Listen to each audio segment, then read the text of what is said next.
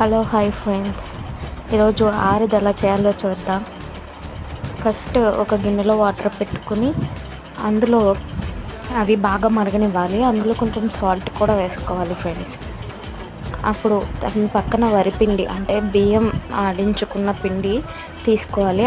ఎలా అంటే గ్లాస్కి 2 గ్లాసెస్ వాటర్ అలా తీసుకోవాలి. నేను ఇక్కడ 1.5 కప్ తీసుకున్నా. దాన్ని ఇలా వాటర్ కలిపి అప్పుడు అందులో పిండి వేసి బాగా కలిపితే ఉండలు కట్టుకొని ఇలా పిండిలా వస్తుంది. దాన్ని తీసుకుని చల్లారాక ఇలా చేతికి కొంచెం ఆయిల్ రాసుకుని ఇలా చేసుకోవాలి. బెల్లం వేసుకొని కరగొట్టాలి. బెల్లం, కొబ్బరి అండ్ యాలకులు కూడా వేసుకోవాలి.